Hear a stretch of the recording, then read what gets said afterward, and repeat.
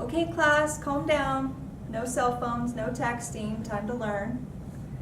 Let me take you on a journey through the old land masses of America. They never stay in one place, do they?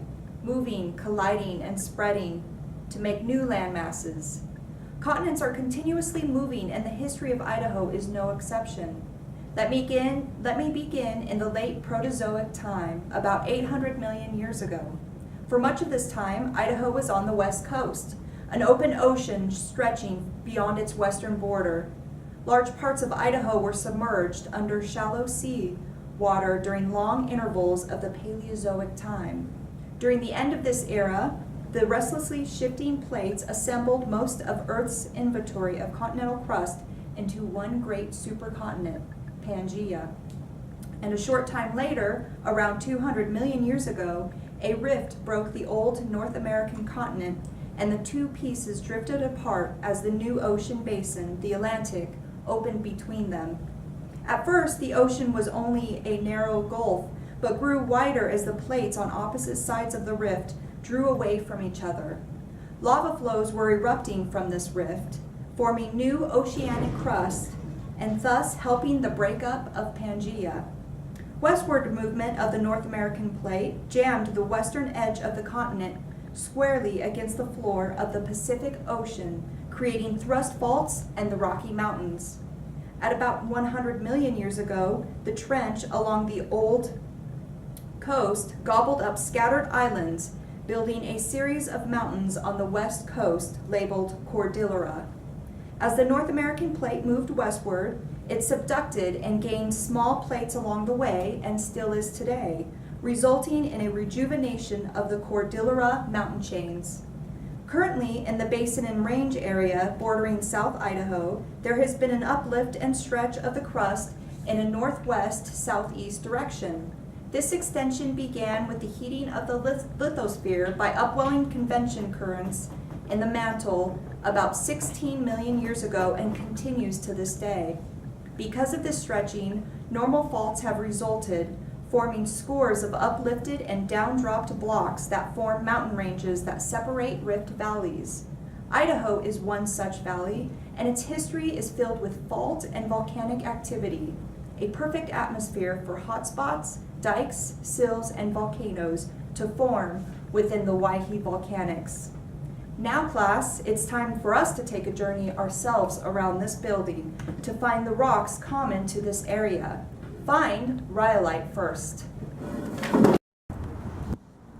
She said it was somewhere near the bushes. Is that it? Yeah, I think that looks like rhyolite. Yeah, it is. All right, rhyolite. It is a felsic extrusive rock. Its high silica content makes rhyolite lava very viscous.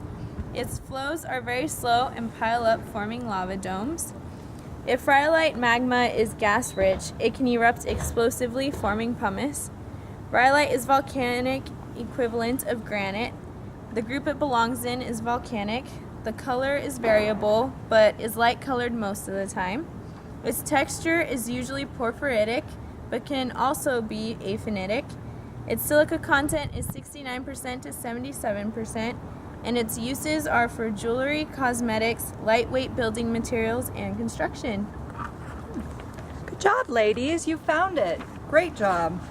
The Owyhee Plateau saw massive eruptions, leaving immense calderas that dot the landscape from the southern Idaho border to the Yellowstone National Park. The hotspot first appeared once the crust started stretching. The oldest rock unit exposed in the Jarbidge Canyon is rhyolite. It formed about 17 million years ago and makes up the lower canyon walls of the town of Jarbidge. The Jarbidge rhyolite is made up mainly of rhyolitic lava flows. So the next rocks we were going to find are tough. Okay. This would be.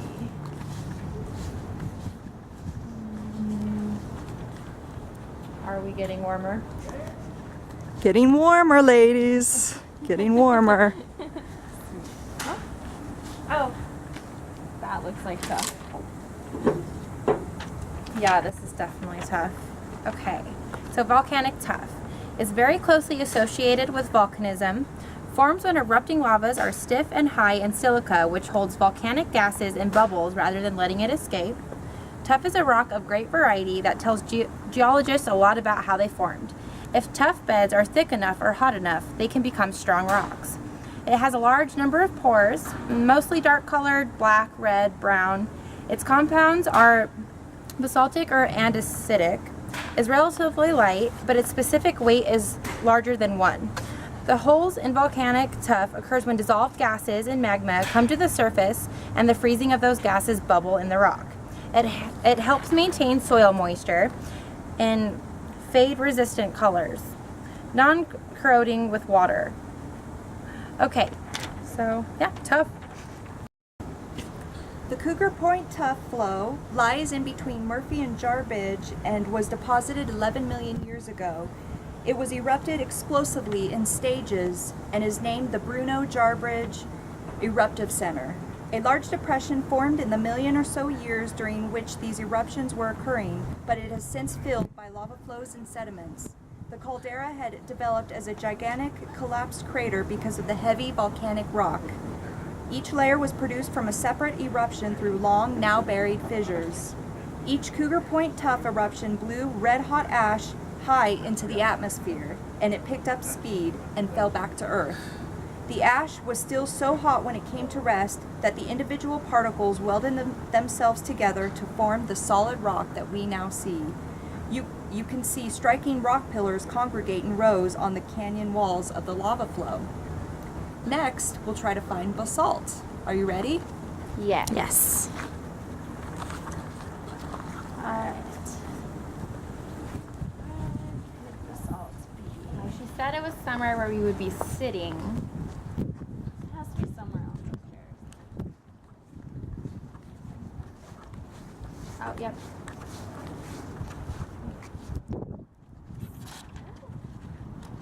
Okay. Basalt. Basalt is a mafic extrusive rock. It's most widespread of all the igneous rocks. It comprises more than 90% of all volcanic rocks and is also found as intrusive dikes and sills. Basalt is volcanic equivalent to gabbro, and because of low silica content, basalt lava has low viscosity and forms thin flows that can travel long distances. The group it belongs to is volcanic. The colors are dark gray to black. Its texture is aphanitic but can also be porphyritic. Its silica content is 45% to 52%, and its uses are for stone walls, paving stones, curb stones, or construction and roading industries. The Dorsey Creek flow erupted 8 million years ago with a series of other flows that came right after, and is responsible for the high basaltic plateaus we see in the Owyhee Volcanics today. This makes the volcanic rocks around 20 to 2.6 million years old, although in a few areas, rocks have been found to be from the Precambrian age. So, should we conclude this and go back to class? Actually, now that I think about it, I was on my computer the other night and I'm so interested in these rocks that I started Googling the Owyhee Volcanics. And I found this really cool PowerPoint that talked all about the structures. Okay. So I'm gonna go pull it up really quick and then you guys follow me. Okay, let's do it.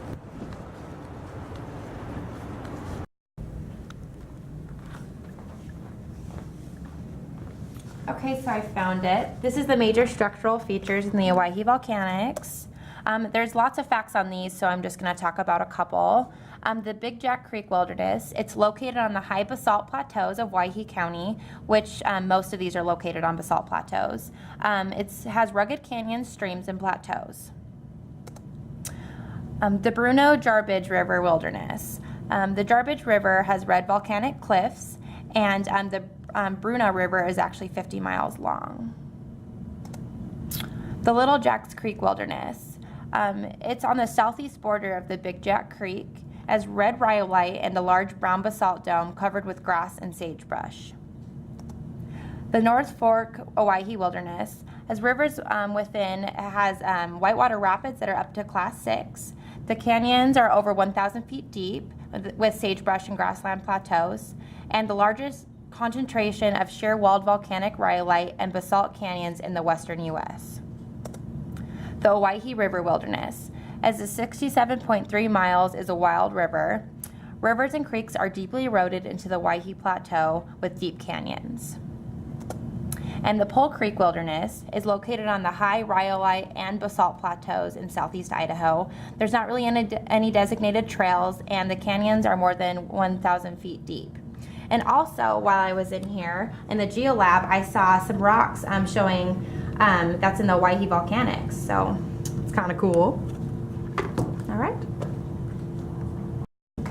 Great, that was great information, thank you. And before I let you go, I'd like to talk now about some natural hazards and resources in the Owyhee Volcanics. Owyhee County had several working mines in the 1800s and early 1900s, but now with just a few currently working today. Gold and silver came from a mine in Black Rock and the Bruno River, and copper came from a mine in Silver City. There are just 2 hot springs located within the Owyhee Volcanics due to hot mineral water heated up by the lava-filled dikes and sills that run through the rock that the groundwater flows over. Natural hazards prove to be dangerous in the form of rock falls, topples, and slides, where steep slopes in the deep river canyons have metamorphic rocks fractured by faulting and folding. Before I end class, does anyone have any questions?